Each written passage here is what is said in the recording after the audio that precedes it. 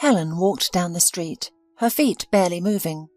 Recently, the elderly woman had received some money, so went to the nearest supermarket to buy potatoes, pasta, milk, flour and sugar. Although the bag had not been a burden for Helen before, it was heavy now. In her youth, working in the cowshed, she used to pull hay with a pitchfork and carry huge boxes and buckets filled with milk or water. But now she was over 60 years old, and age had taken its toll. Her back often ached, and her arms had weakened, so she struggled to drag the bags from the supermarket, taking slow breaks to catch her breath. A few passers-by tried to help her, including 2 teenage boys with school bags, a middle-aged woman, and a young, tall guy. Helen politely declined their assistance with a smile.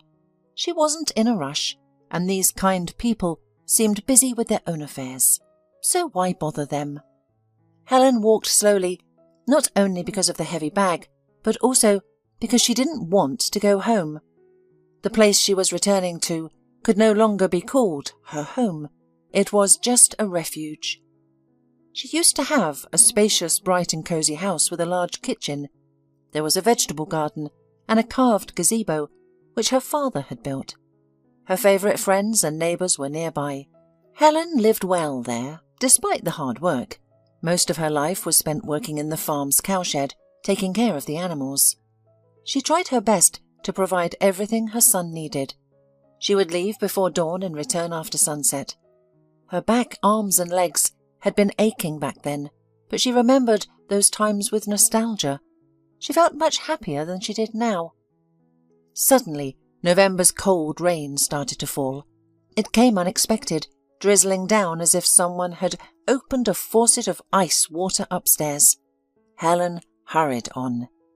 The rain continued to intensify, accompanied by strong winds, and it was clear to Helen that she needed to find shelter and wait it out.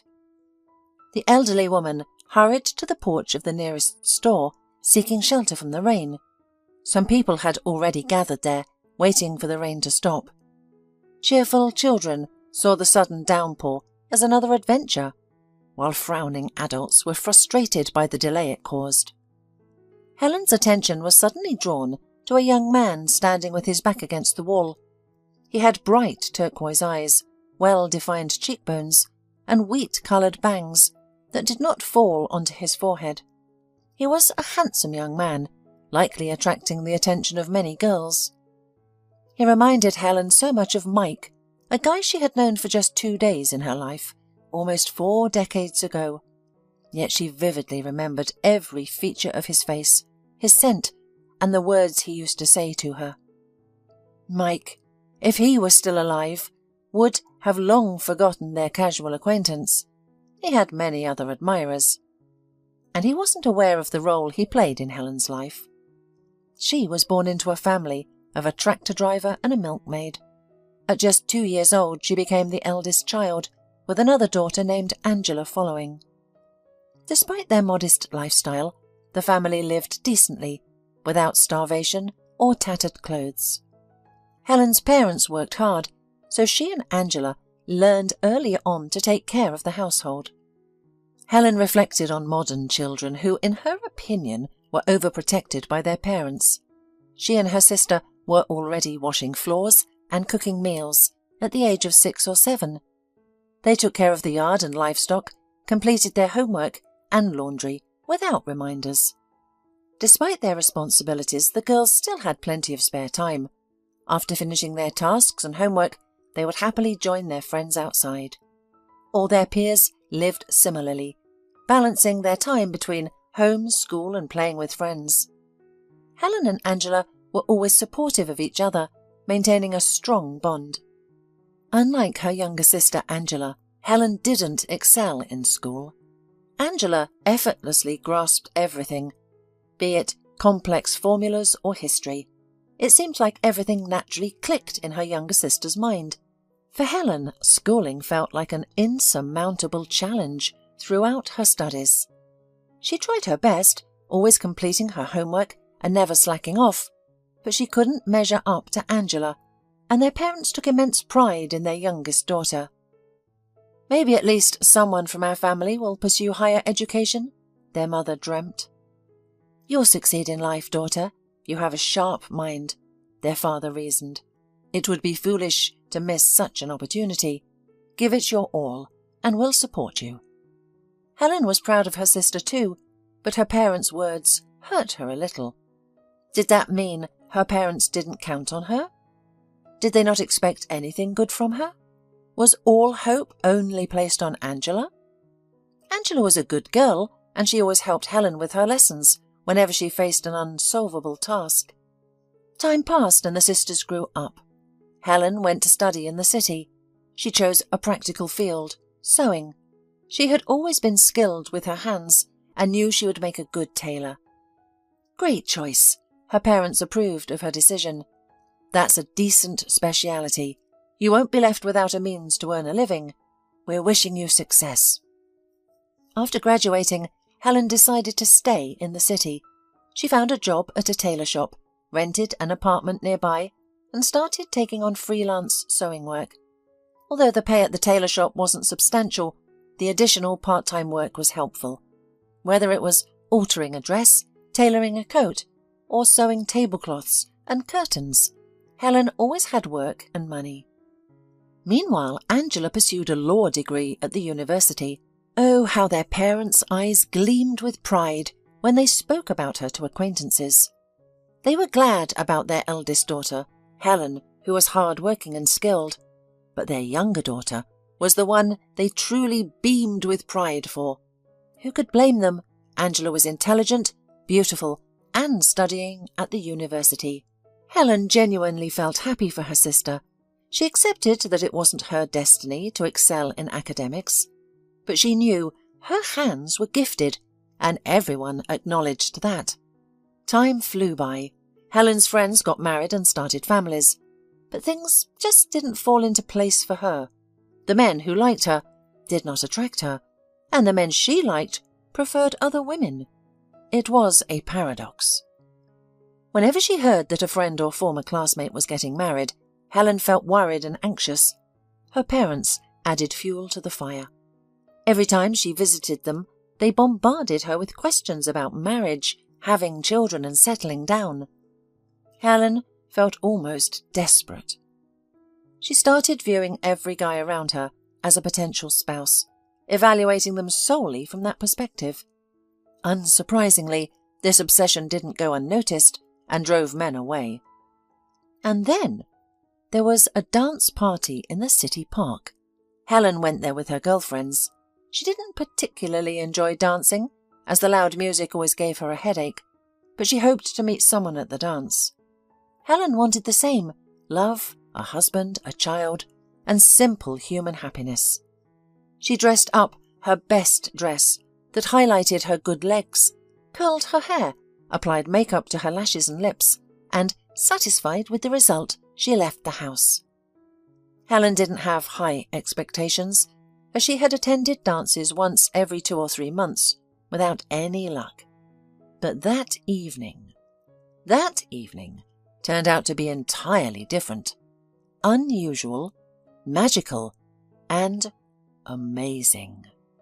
Mike initially noticed one of Helen's friends, the blue-eyed beauty Kate, and approached them to introduce himself. While he seemed to address everyone, his eyes were fixed on Kate. Helen realized she had fallen in love when she saw the stranger's turquoise eyes. They looked cheerful and mischievous, with a slightly sly squint. And his smile, it was enough to drive her crazy. Mike was a witty and funny conversationalist, confident and unembarrassed, unlike many other guys. Helen would have given a lot for Mike to show the same interest in her as her friend. But Mike invited Kate to dance, not her. Helen watched them with envy from around the corner. She saw how the guy tried to hold Kate tighter than was socially acceptable. His hands kept slipping below her waist, making Kate uncomfortable. After another dance, she slipped out for the fresh air, and Helen understood that her friend was just scared of Mike's advances, so she found an excuse to leave as well. Mike hurried after Kate, but Helen intercepted him. Just then, Slow music started playing. "Shall we dance?" Helen smiled at him, making a desperate and bold move. She had never behaved like this before, but it felt as if she was being guided. She felt relaxed and confident, with no doubt that Mike would agree to dance with her, and he did. For a moment the guy looked at Helen confused, as if trying to remember who she was. Of course, when they first met, Mike only had eyes for Kate, but the second time he smiled radiantly at Helen. Her heart raced and her palms immediately sweated as he extended his hand to her. During their dance, Helen melted in his warm embrace. When the music stopped, he slightly kissed her. It wasn't Helen's first kiss, but it was the first time she had such a reaction. She felt dizzy, and her eyes darkened. She wanted Mike to hold her like this for the rest of her life. She didn't care that he was kissing and hugging her in front of everyone. Let them look, let them be jealous. She didn't care what they thought. "Shall we go for a walk?" Mike suggested it in a hoarse voice. Helen eagerly agreed. She also wanted to be alone with him. They wandered through the night city, hand in hand. Mike talked about himself and asked Helen questions about her life. When he learned that she lived alone, he suggested going to her place. Helen agreed without hesitation. Throughout the evening and night, Helen had been imagining herself and Mike as a married couple, deeply in love and planning to spend their lives together. She enjoyed being near him and taking care of him. Mike was already asleep, and Helen lay in bed looking at the ceiling and relishing in the feeling. The warmth of her loved one, his peaceful breathing, and the silence and tranquility. Helen was completely in love. She had never experienced such strong feelings before, and she didn't know she was capable of feeling this way. The young woman didn't know much about Mike. He mentioned that he lived in another city, but didn't specify which one. He came here to visit a friend, someone he served in the army with. This friend recently got married, and Mike was his best man. Helen believed that they had met each other for a reason, and now Mike wouldn't go anywhere, and if he did leave, he would probably take her with him. In the morning, Helen woke up to the sounds in the kitchen. The scent of scrambled eggs filled the air. She stretched in bed and smiled, remembering the events of the previous evening. It was Mike preparing breakfast for her. How wonderful and romantic. Before meeting her lover, Helen looked into the bathroom, washed her face and smoothed her hair. She applied a touch of lipstick and pinched her cheeks, adding a subtle blush.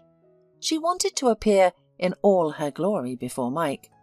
Indeed, he had cooked scrambled eggs. "Good morning." The man smiled when Helen entered the kitchen. "I've been acting here, like at my place for a bit. Is that okay? I was just hungry."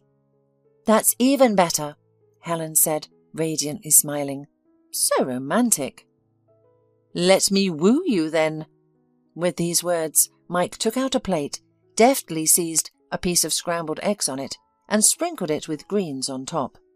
Helen, mesmerized, followed his every movement. Her heart beat joyfully in her chest. At last she had met her man. And what a man! Handsome, intelligent, attentive, caring. The young people ate breakfast in silence. Mike was obviously thinking about something, and Helen did not want to distract him. "Thank you for the evening." The man finally broke the silence. "But now I have to go. I have to stop by my friend's place, pack my things, and go to the train station. The train will be here soon." Helen felt as if she had been hit on the head with a sandbag. How could this be? Is he already leaving? What about her? They were so happy together. "Are you really leaving town today?" "Yes, didn't I tell you?" Mike was surprised, and then suddenly smiled with his charming smile. "Yeah, well, we didn't really have much time to talk yesterday." "I thought you would stay." "I would love to. You're great, really, but the train's in 3 hours and I've got plenty of things to do." "Will we meet again?" Helen fought hard against the tears welling up in her eyes. She had already realized everything, guessed it all from Mike's looks and his tone. Everything turned out to be her illusion. Their feelings, sparks, Mike had not planned anything serious from the very beginning. Helen herself invented an unearthly love and a fateful chance meeting. And for him, she was just another girl for a good time, pleasant and non-committal. Helen did not make a scene. She took herself in hand and put on an indifferent look. She didn't want Mike to think that she considered him more than a casual acquaintance for the evening. She didn't want to appear pathetic in his eyes. However, Mike still seemed to notice something. "Are you upset?" he asked, and something like guilt seemed to flicker in his eyes. No, Helen couldn't be angry with him. He hadn't promised her anything, nor had he lied to her. Now, there was a kind of genuine concern for her. "A little," the girl smiled. "I thought we had at least another evening to spend together." Mike hugged her and gave her a kiss on top of the head. "If I had another day, I'd spend it with you. That's for sure. But I've got to go. It was a pleasure to meet you." Mike went away. Time passed. Life returned to its normal course. Helen worked, met with friends, read, watched TV, and went to the movies. She visited her parents. In general, she led a familiar life. However, she often remembered Mike. She imagined how their relationship might have turned out. And she also dreamed. She dreamed that one day he would drop everything he was doing and rush to her to confess that he missed her, loved her, couldn't live without her. Of course, Helen realized that this would never happen. But the sweet dreams made her feel pleasant and light-hearted, and she didn't deny herself in them. A month and a half later from that memorable night, Helen suddenly realized that she was expecting a child. One of her co-workers was eating a fish for lunch, and the smell coming from her plate made Helen feel sick. Yes, so much so that her vision darkened. At first, Helen tried to find an explanation for her situation. Her cycle was probably disrupted by this nervous situation. After all, she had a hard time breaking up with Mike. Nausea was also probably from nerves. Or it was the results of the diet. But a few more weeks passed, and it became impossible to ignore the symptoms. Helen went to see a doctor who confirmed her fears. Pregnancy is in its 3rd month. Helen was in shock at the news. However, after suffering for several days in a row, Helen could accept the situation. She would try her best to give the baby a good childhood. She had a good profession, and her parents would definitely help her if anything happened.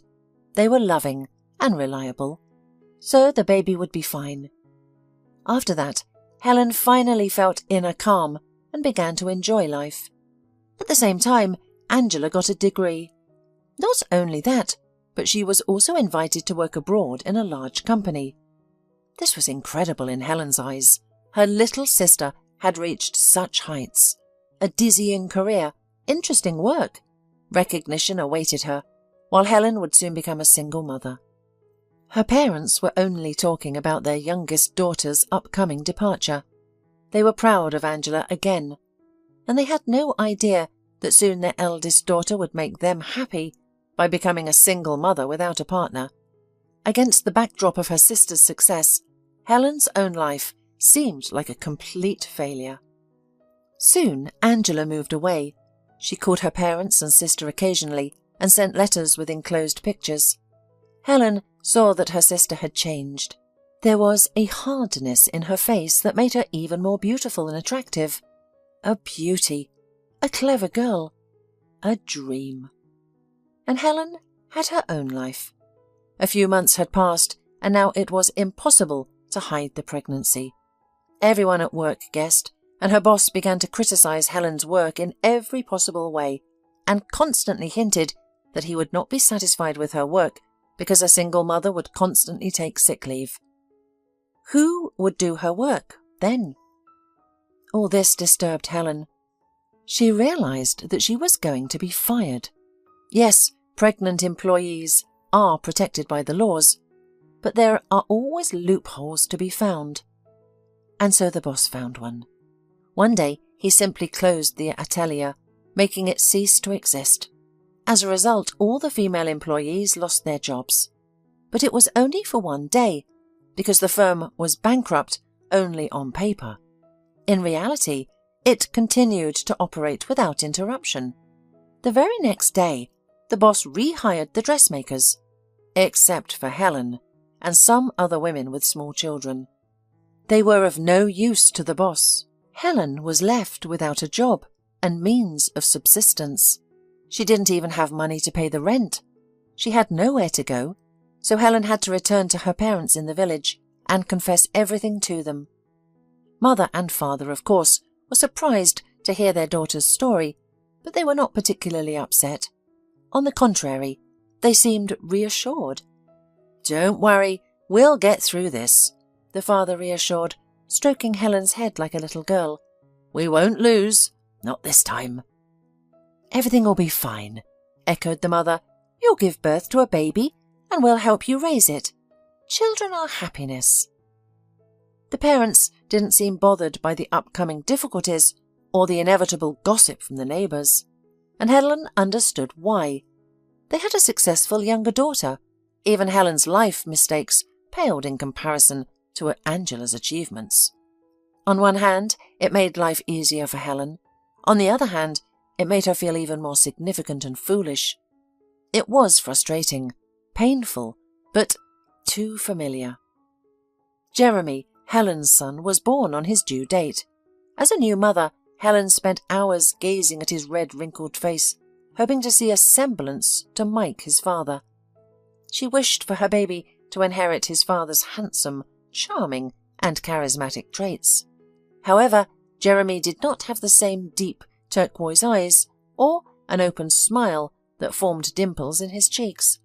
He was just a typical boy, short, thin, with black hair, resembling his grandfather.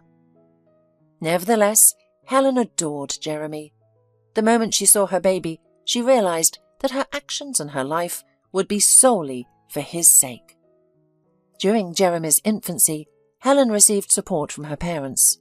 It was necessary, as the state payments were minimal, and she had no husband or savings. But as soon as the opportunity arose, she took a job as an auxiliary worker in a cowshed. Jeremy was still too young for kindergarten, so he stayed with his grandparents, who adored him. Helen worked hard because she wanted her baby to have the best toys, beautiful clothes, and the chance to travel. The work in the cowshed was physically demanding, requiring her to work in 2 shifts to earn a decent wage. With the money she earned, Helen started taking Jeremy to the city every weekend. They would visit cafes, go on rides, watch movies, and of course, visit toy stores. Helen often allowed her son to choose whatever he wanted, even if it meant sacrificing her own comfort. She worked tirelessly to see the happy gleam in her son's eyes. Sometimes Helen's father would shake his head and say, "You spoil him. You shouldn't do that. You've completely forgotten about yourself, and everything you care for is Jeremy."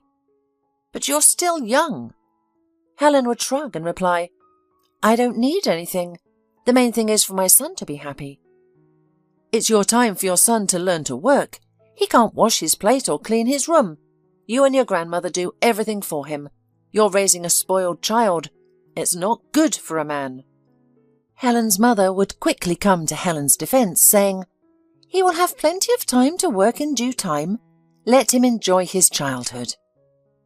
The elderly man had no choice but to give up. However, decades later, Helen would realize how right he was. Blinded by love for her son, she failed to notice many things, but the consequences of her actions were waiting for her. Jeremy, although intelligent, was a lazy boy. At first, he quickly grasped everything at school and excelled without much effort. Helen had hoped that he would take after Angela, who held a prominent position and published in professional magazines. However, no one can rely solely on intelligence and memory throughout their school years. It was time for Jeremy to work harder, to learn, to understand complex formulas, and to put in effort. But Jeremy had no interest in any of that. Problems started to arise: low grades, frequent absences, and a general unwillingness to attend school. Jeremy argued that in today's world, a person could get a good job without education. It broke Helen's heart to see her son waste his abilities and not make use of his talents. The grandfather tried to discipline his grandson, however it was too late. For Jeremy there was no more authorities. He got involved with a bad crowd, teenagers from less prosperous families. Helen tried to talk to her son, to bring him back on the right path, but her efforts were in vain. Jeremy believed he knew better, and he often quarrelled with his mother. "What can you teach me? You live impoverished, you don't have a proper education, and you spend your days shoveling manure on the farm for pennies. I don't want to live like you, so you're not a decent example of life example." Helen had nothing to say to her son. She could only hope that he would grow up and wise up.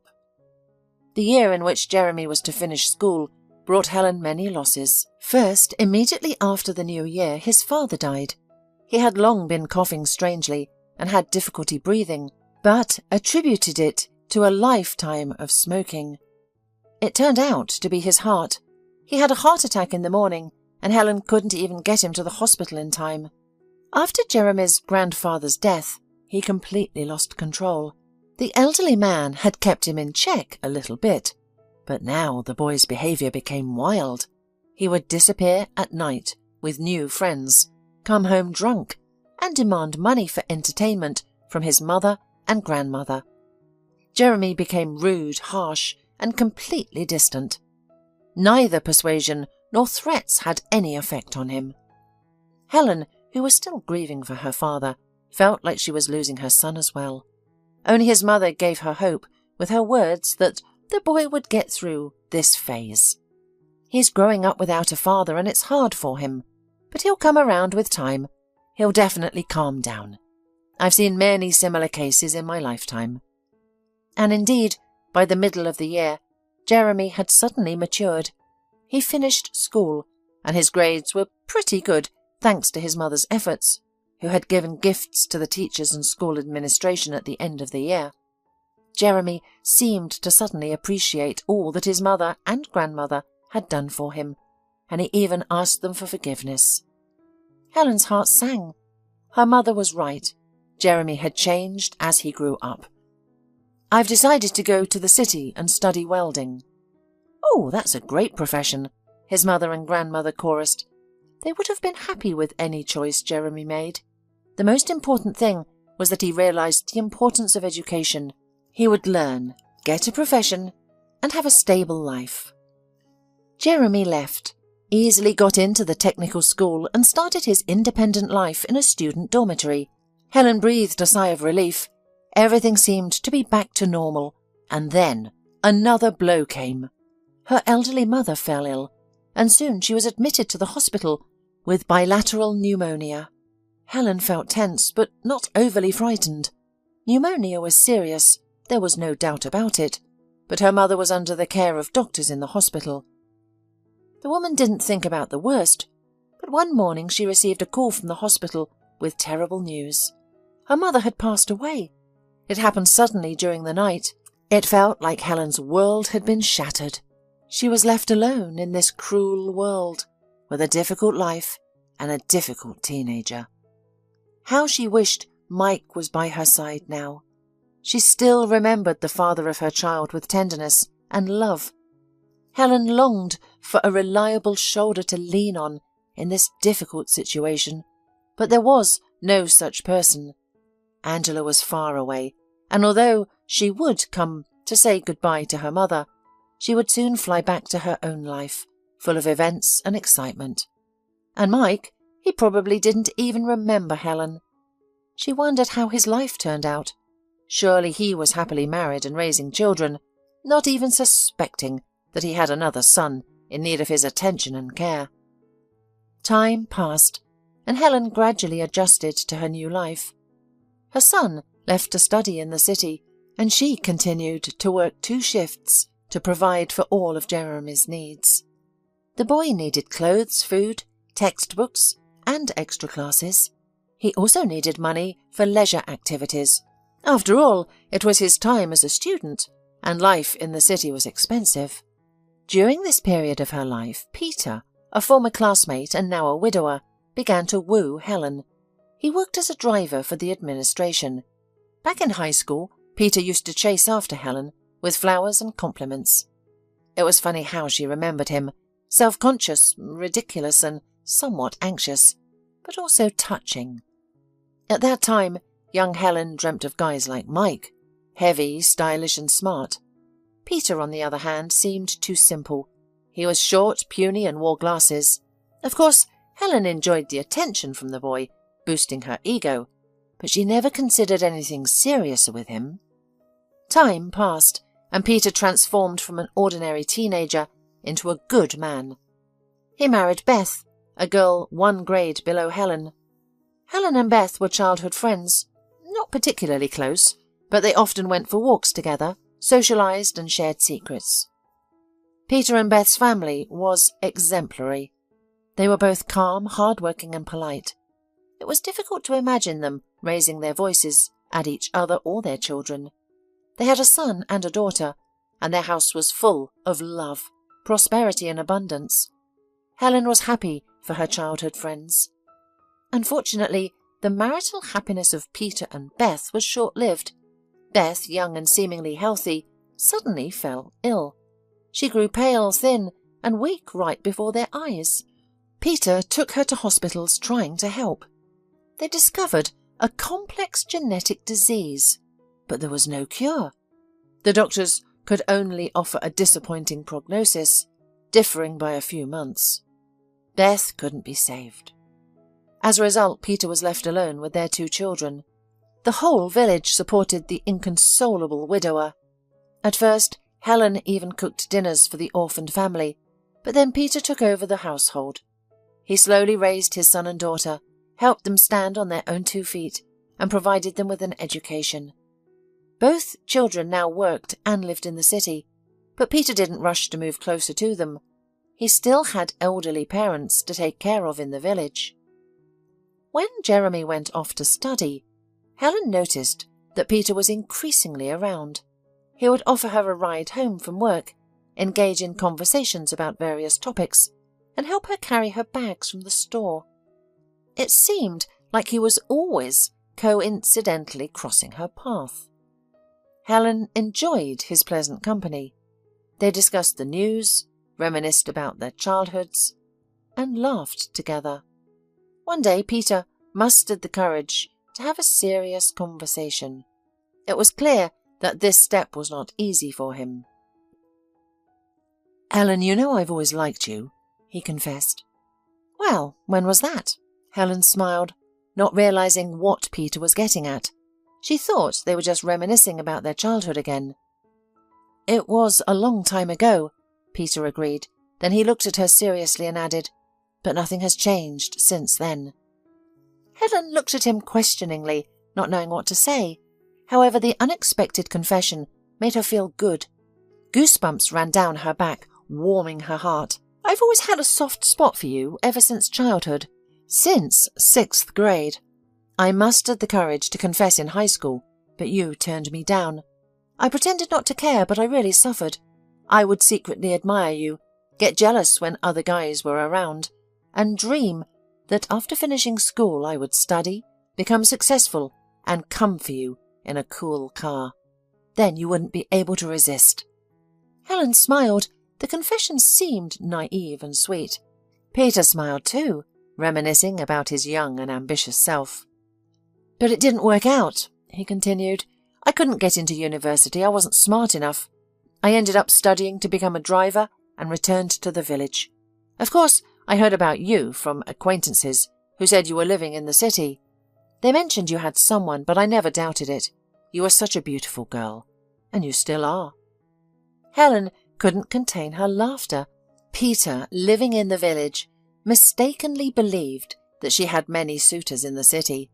Little did he know, Helen suffered from loneliness and was desperately jealous of her married friends. "You have no idea how wrong you were," she exclaimed. "Yes, I was a young fool," Peter grinned. "I thought I had missed my chance. What was I, just an ordinary driver? And you were a princess, a queen, an unattainable ideal. We weren't a match. Back then, Peter felt a deep emotional pain. The girl he had loved since childhood would never be his. It seemed as though there was nothing left to live for. He went about his daily routine, working, eating and spending time with friends. The world appeared dull and meaningless.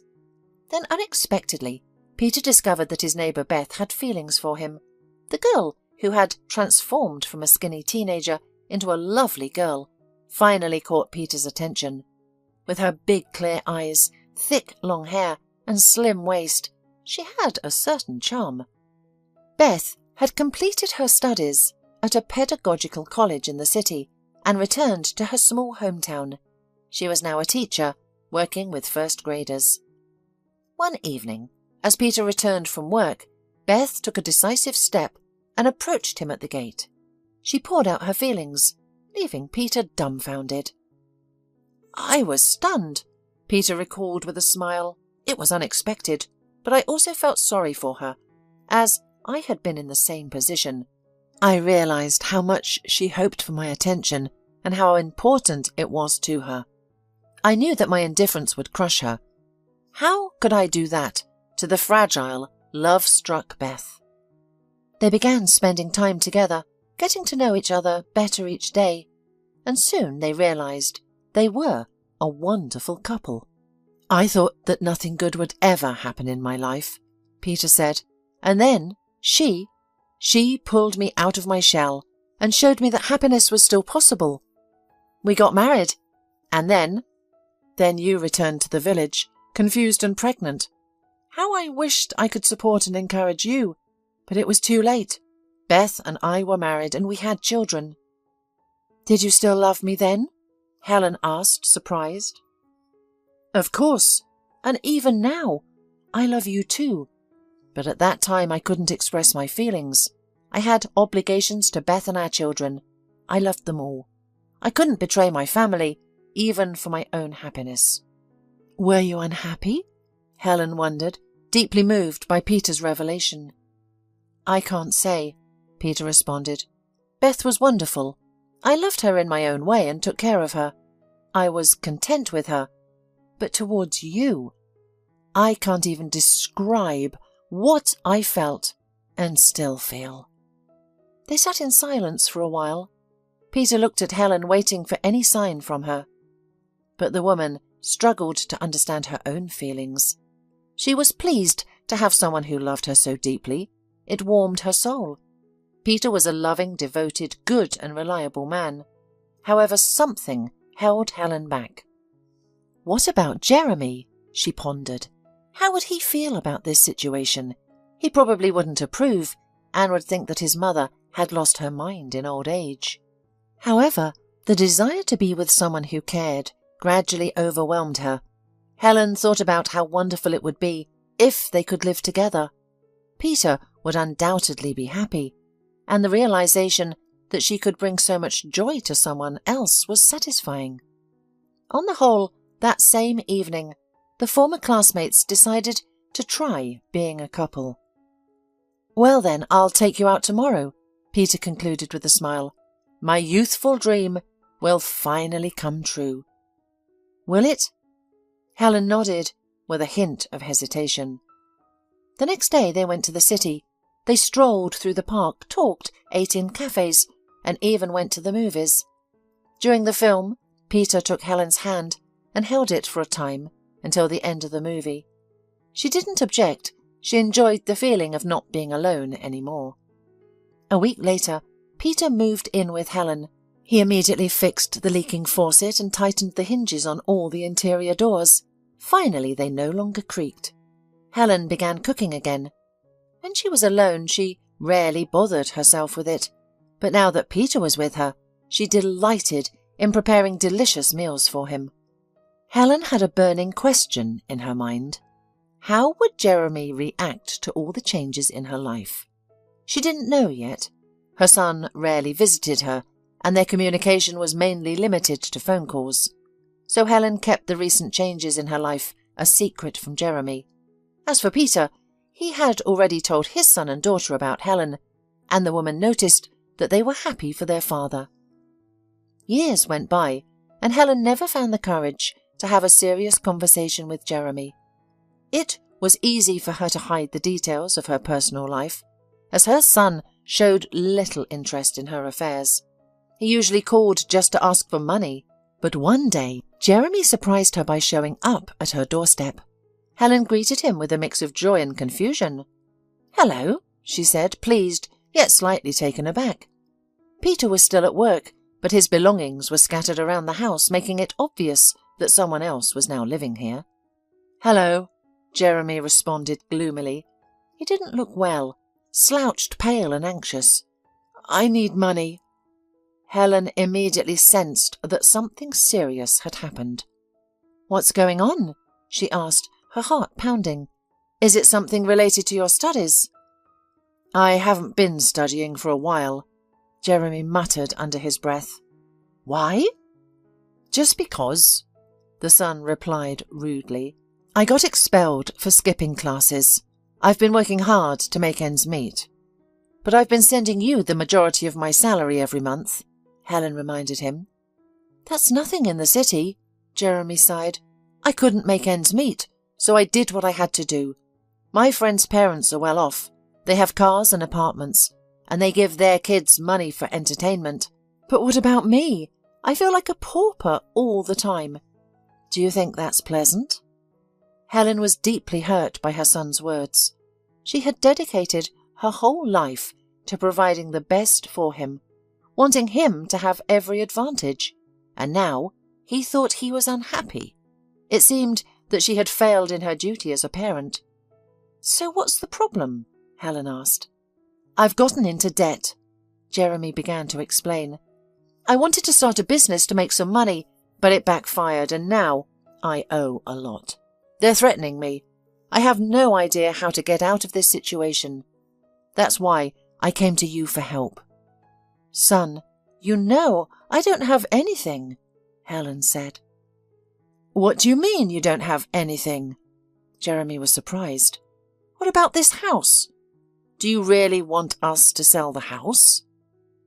"Well, what's the alternative, Mum? I'll use the money to pay off my debts, rent an apartment, and we can live together in the city. Why not? Besides, you can get a job at the sewing factory in the city. Grandma told me you used to be a dressmaker. We could live together in the city. It'll be great, won't it?" Helen couldn't agree with her son's proposal. A couple of years ago, she would have gladly supported Jeremy's idea. Living alone in an empty house had become unbearable. But now she had Peter. They were good together, and it was comforting to have a loving and understanding person by her side. So, what should she do? Jeremy finally noticed the men's belongings in the house. Peter's jacket hung on the wall. His sneakers stood near the front door. "What's all this?" Jeremy asked, looking at his mother in astonishment. "Do you have someone else here?" "I've been meaning to tell you for a while, but yes, I'm not alone anymore." "I see." The son shook his head and sighed sadly. "Well, of course, you have no son to worry about anymore, right?" "You know that's not true," Helen softly objected. She could see that Jeremy was in a state of depression. He was facing problems and needed help, and as his mother, she was going to lend him a helping hand in this difficult moment. "Son, I'll do whatever you say." And Helen did exactly that.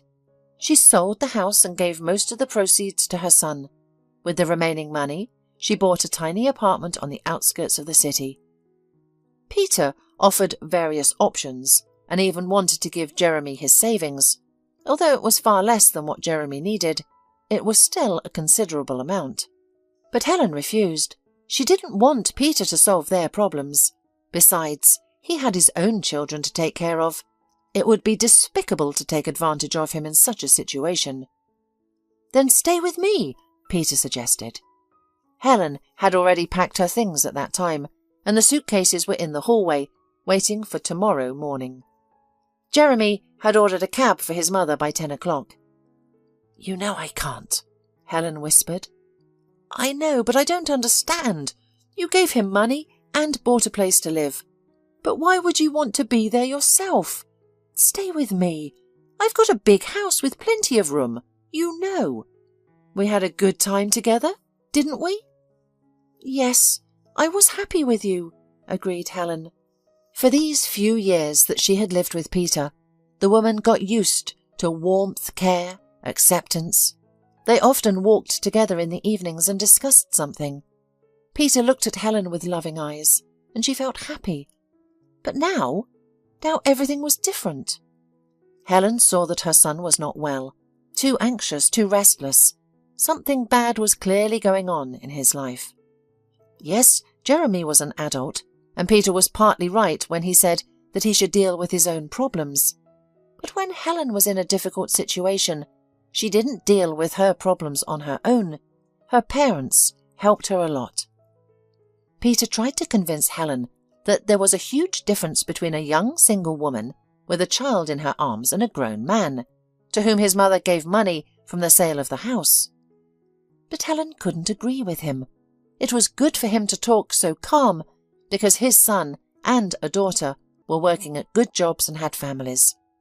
There was no telling how Peter would have acted if one of his children had gotten into a situation like Jeremy's. And also, Helen was afraid of losing her last home. Now that she did not have the house in which her childhood had passed, the woman began to worry from old age. It would not be long before she would be elderly and perhaps helpless.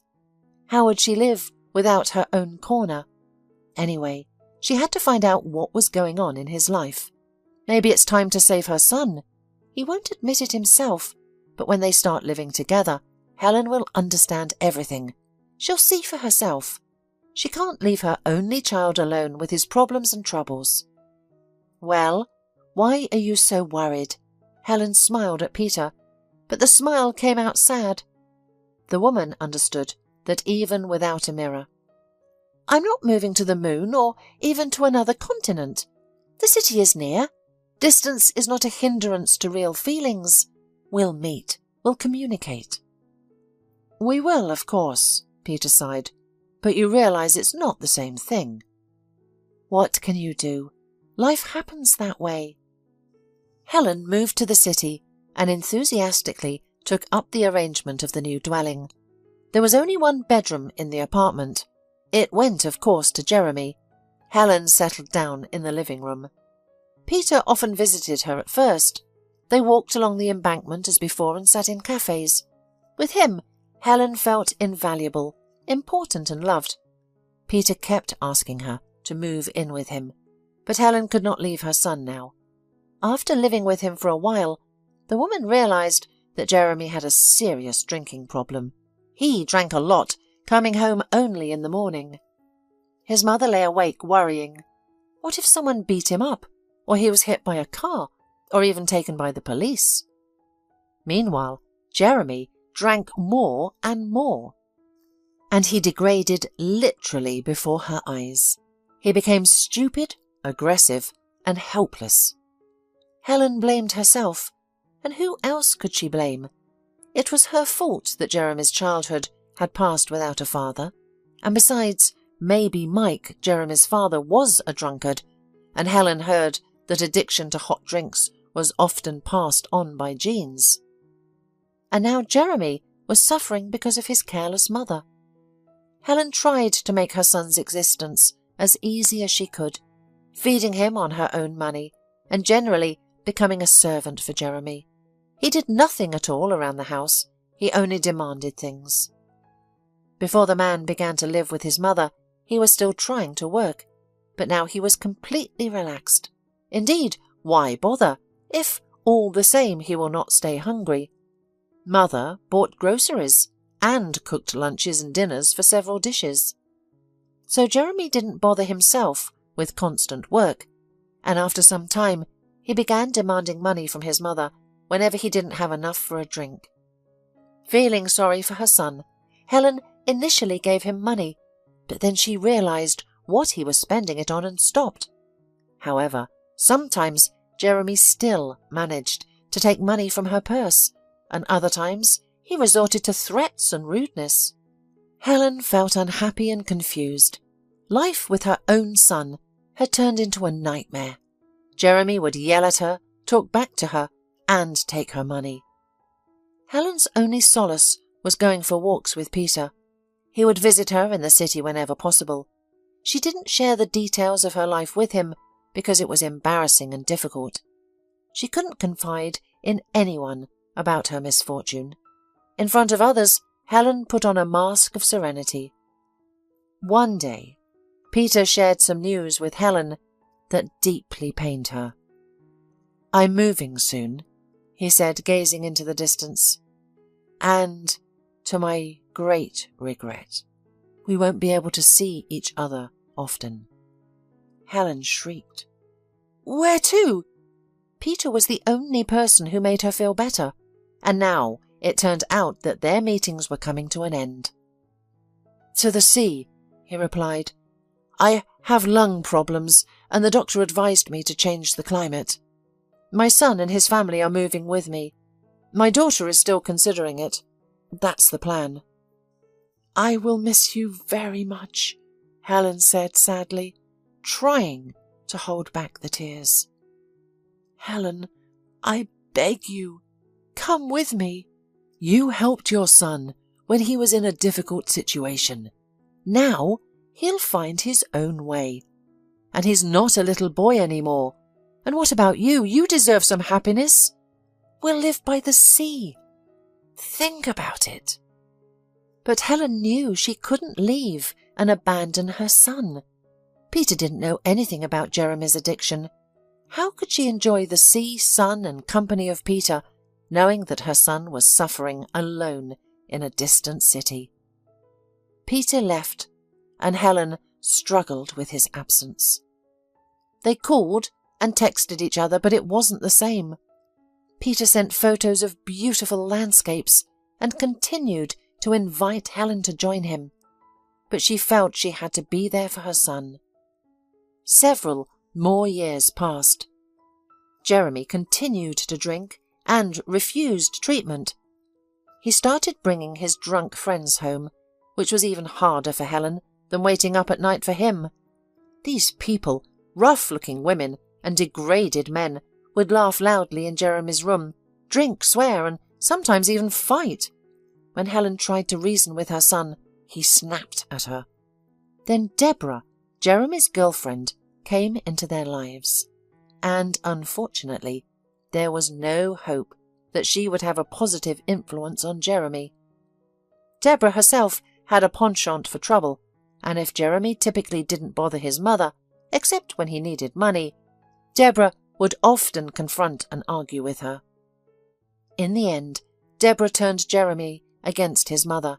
He now believed that she wanted to cause problems between him and Deborah, and that she generally hated his girlfriend. Scolding, quarrels, and scandals became a daily occurrence for Helen. Thoughts of her sad life were swirling around in Helen's head, and meanwhile the rain had subsided. Helen took advantage of the break to head towards her home. This time she hurried, in case it started raining again. When she got to her floor by foot, as there had never been an elevator in this old apartment building, the elderly woman stood at the door like a stumbling block. Her suitcases, the same ones with which she had moved here from the village, were on the landing. Helen opened one of them. There were her things lying in it. It was strange. The elderly woman tried to open the door with her key, but it didn't work. Helen knocked loudly, since the doorbell hadn't worked for a long time. The door swung open, revealing Deborah standing on the threshold. She looked happy, with a smile on her face. "What does all this mean?" Helen asked. "You're just leaving, you old hag," Deborah announced it in a subdued voice. "This is my apartment. Why would I leave?" "It's not yours. It's Jeremy's. It's registered under his name. I saw the papers myself the other day. You're nobody here, so get out." After these words, Jeremy's head appeared from behind Deborah. "Yes, Mum, that's what we've decided. You need to leave. You haven't given us a normal life. You keep interfering all the time, meddling in things with your advice. You even want to cause a rift between Deborah and me. Therefore, it's better for us to live separately." "What will you live on?" Helen asked calmly. She had long realized that her son didn't have any warm feelings for her, but he needed her, at least as a source of funding. "You know nothing," Deborah smirked. "I'm expecting a baby. I'm due in a couple of months. I'll receive my maternity pay, and then I'll receive monthly payments for the baby. So, we'll be fine." Helen glanced at her figure. Yes, her belly was noticeable under the soiled sweater, but Deborah had never been particularly slender, so Helen didn't notice anything before. Poor baby. How will Deborah and Jeremy raise him? And will the baby even survive? The news about the child overshadowed the fact that she was being kicked out of her own home. She felt unbearably sorry for this unborn baby, her grandson or granddaughter. At the same time, Helen realized that she couldn't save the baby or make his life even the slightest bit easier. She couldn't even sort out her own fate. "So, get out of here!" Deborah said it arrogantly and smiled triumphantly again. "But son, where am I supposed to go?" Helen turned to Jeremy. "Do you want me to live on the street?" "You have a suitor in the village, go to him." Jeremy waved her away carelessly. "You have somewhere to go. Don't pretend to be poor or helpless." Of course, Jeremy didn't know that Peter had moved 1,000 miles away from here. "And you also have a rich sister. She won't leave you behind," Deborah added and slammed the door. Helen picked up her suitcases and went outside. What should she do? She didn't have a single thought in her head about where to go. Peter was far away, and her sister Angela was even farther away. Nobody needed her. She was lonely, abandoned, and now homeless. And she was ashamed to tell people that her own son, for whom she had only lived, had kicked her out of the house. Helen walked for a long time. The rain had stopped, but the icy wind continued to blow, burning her cheeks and making her eyes water. It was rapidly getting darker, and there were hardly any people on the streets. Finally, Helen couldn't walk any longer. She placed her suitcases near an empty bus stop, sat on them, and let the tears flow. They streamed down her cheeks, and she didn't even bother to wipe her face. She cried for her unfulfilled hopes for her son. She wept for Jeremy's addiction and the sad fate of her unborn grandchild. And, of course, she wept for her unclear future. "Hi, is something wrong?" A pleasant young girl's voice came from somewhere behind her. Helen turned around sharply. A tall, thin young woman was looking at her. She wore tight jeans, sneakers, and a deep hooded sweatshirt. Her eyes were attentive and sympathetic. Next to the stranger, a funny little pug was visibly worried. He whined in an amusing manner and seemed to gaze sympathetically at Helen. Its happy face looked so comical that the elderly woman couldn't help but smile through her tears. Valerie was born into a family of students. She had no memory of her parents. She saw their photos and listened to stories from relatives and their friends. That's how the image of her mother and father was woven into her mind. They were cheerful, energetic, hard-working, a little naive, and deeply in love with each other and with their child. The tragedy occurred at a construction site. Valerie's mother and father, trying to earn some extra money after their studies, were looking for side jobs. That time they managed to find work with a private company that was building a sports complex in the city centre. The young couple, along with a couple of other students, were painting the walls when something went wrong. Either the cable broke or the platform failed. In any case, all four of them fell from a height directly onto the concrete floor. The owner of the construction site managed to escape the consequences. The students were working for him unofficially. He made it appear as if the young people had sneaked onto his construction site to take extreme pictures or something of the sort. After the funeral, Aunt Laura showed up. The woman lived in the village, raising her 3 children alone. They were not poor, but their family couldn't be called wealthy either.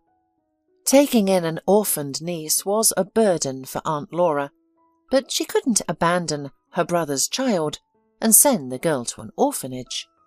The neighbours would scold her and remember it for the rest of her life, and of course her conscience would torment her as well. That's how Valerie ended up in Aunt Laura's family. At first glance, the girl's childhood seemed ordinary. Valerie helped her aunt with household chores, played outside with friends and went to school. But there were no birthday parties with many friends and a cake with candles, no nice dresses or trips to amusement parks. But that wasn't the only thing. Valerie missed the simple warmth, hugs, affectionate words and support so much. Aunt Laura was not strict or angry, but she was in no rush to surround her niece with love and care. Her own children were a different matter. Aunt Laura treated them quite differently, stroking their heads, hugging them, and finding tender words for them. But Valerie, she always felt like a stranger to her aunt, and as she grew older, she realized that she was a burden to Aunt Laura. Growing up with the realization of her own insignificance was difficult. The girl dreamed of growing up and having her own family, where she would be truly loved and appreciated. Valerie always spent a lot of time studying. At first, she enjoyed learning new things, and it turned out that she was excellent at it. She was an excellent student throughout all the years. Secondly, Valerie understood perfectly well that education was her only chance for a better life. The girl wanted to leave the village, settle in the city, and travel the world. For all of this, she needed money, so she worked hard. After finishing school, Valerie went to university to become an interpreter. She was given a dormitory, and her independent life began. Finally, she was not a burden to anyone. Valerie didn't pay much attention to boys in her youth. She had firmly decided for herself, career first, then everything else. But in her final year of study, the girl accidentally met Aaron. He was 8 years older than her, self-established, self-confident, handsome, and intelligent. The man had come to the university to find intelligent interpreters for his own travel agency. Aaron opened the door, took a step into the hall, and crashed into Valerie, who was passing by. The man immediately caught the girl, preventing her from falling, and began to apologize. Valerie assured him with a smile that she was fine. She was amused by the man's behavior. He acted as if he hadn't accidentally bumped into her shoulder, but he had nearly hit her with a car. And then, like a scene from a soap opera, their eyes met, and Valerie's breath caught. Aaron obviously felt something too. A spark passed between the young couple. They talked a little and exchanged phone numbers, of course. In the evening, Aaron picked up Valerie and they went for a walk around the city. The girl herself chose this format for their first date. Soon, relations between them became close and very serious. The girl moved into his spacious apartment in the centre of the city. At first, the girl was frightened and confused by the fact that her partner was so wealthy. He had his own travel agency, a fancy car, and an expensive apartment. And who was she? An orphan from a village. But Aaron was not bothered by any of this. He looked at Valerie with admiration in his eyes and showered her with gifts and compliments. The girl saw that her mere presence made him happy, and she allowed herself to be happy without any worries. After a while, Valerie realized that she was expecting a child. It was unexpected and happened too quickly. Aaron was genuinely happy.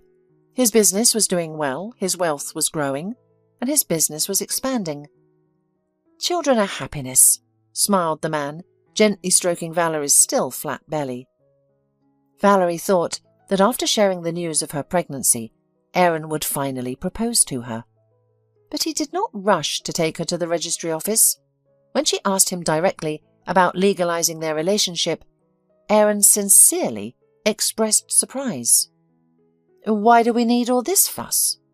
"Well, a child should have a complete family, a mother and a father, "Oh, this! I will legally acknowledge the child, don't doubt that. I consider marriage is just a formality. You know, I was previously married, and the relationship soured right after we got married.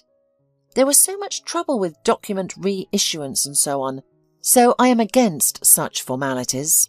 His favourite statement bruised Valerie, but she managed to accept Aaron's point of view. After all, did a stamp in the passport really matter? The most important thing was that they loved each other. Eva was born on time, which made Valerie the happiest person on earth. The young mother couldn't take her eyes off her daughter and couldn't understand how they had been blessed with such a miracle. Aaron was not a very attentive father. Even since the baby was born, he has somehow become distant. But Valerie, blinded by the new happiness of motherhood, didn't notice. One day, when Eva was just 2 years old, Aaron announced that he was leaving. "I'm leaving the apartment to my daughter. I will support her for life and maintain a relationship with the child too. But I can no longer live with you. I'm sorry. I fell out of love. I met someone else. It happens." Aaron left, leaving Valerie in disarray. She felt like half of her heart had been ripped out of her chest. She loved Aaron so much and had hoped that everything would be fine. But now she had to adapt to a new reality. First, she needed to find a job. Valerie had given birth to her daughter right after finishing university and hadn't had the opportunity to find work. Now, with a small child in her arms and no work experience, who would hire her? Especially since she had no one who could take care of Eva while she was at work. Of course, she could send her child to daycare, but Eva would often get sick there, and employers are unlikely to appreciate an employee who frequently takes sick leave. The situation seemed hopeless. On that November evening, Valerie pondered her future, trying to figure out how she could find work. They didn't have enough money to live on, and she didn't want to ask Aaron for more. He had already left them an entire apartment and provided money for their daughter's support. At that moment, the pug that Aaron had given Valerie before their daughter was born whimpered. The dog asked to go outside. "What a bad time! It's dark and cold, and there are puddles all around. It had just rained. But what to do? The dog can't wait." Eva was already asleep in her room. She would wake up only in the morning, so Valerie could take the dog for a walk. The young woman quickly dressed, attached a leash to the pug's collar and went out into the dank November evening. From afar, Valerie noticed an old woman sitting on her suitcases near the bus stop, and she couldn't believe her eyes. It was a strange sight. She approached, looked closely, and realized that the elderly woman was quietly crying, not even noticing that her face was already wet with tears. Valerie's heart squeezed with pity for the stranger, who was obviously in big trouble. "What's wrong with you? Do you need help?" After hearing Helen's story, Valerie was horrified. She had dreamed so much about her parents being near her. Therefore, she couldn't understand how Jeremy could do that to his mother. His own mother. Without hesitation, Valerie provided a suggestion that came out of her mouth before she had time to think it over. "Come to my place right now, otherwise you'll have a cold. You can't stay outside." A year had passed since that meeting. Helen stayed with Valerie. On that cold, dark evening, over a cup of hot tea, a decision was made that suited both participants in the unusual story. Helen now looked after the house and was happy to babysit Eva, who considered the elderly woman her new grandmother. Valerie calmly went to work, knowing that her little girl was in safe and loving hands. Finally, Valerie had someone who truly loved and cared for her. From Helen, she received the maternal warmth that she had lacked all her life. One day, Jeremy showed up. Somehow, he found out where his mother lived. He demanded that Helen return home, appealing to her sense of family. "Are strangers more important to you than your own son?" "It happens," Helen said, shaking her head. "Now, I know it for sure. Sometimes strangers are closer than relatives. And Valerie and I are not strangers now. Jeremy threw Deborah out. Their child was never born. Deborah, being pregnant, was not willing to give up her bad habits, and naturally, her body couldn't handle it. So, Jeremy crawled back to his mother. He needed her money once again. The man still didn't want to work. But this time Helen was firm. No. Peter was right. Her son was a grown man. She had done more for him than she should have. Let him handle his life from now on. After that, overcoming herself, Helen could eventually tell Peter the truth about her son. She immediately felt better, and Peter finally understood her. He came to Helen, met Valerie and Eva. The four of them quickly found common ground. Eva started calling Peter grandfather. He didn't object. On the contrary, it was obvious that he enjoyed it.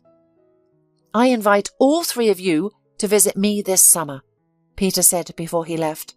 "No refusal will be accepted." "No refusal was planned," Helen smiled. Peter left. Valerie and Helen were making plans for a wonderful vacation by the sea. Peter and his whole family were waiting for them. It would be a wonderful vacation. And, who knows, maybe they would move to the seacoast. During the vacation, they would see how things went. Valerie would try to find a job, and they would take a vacation and get to know each other.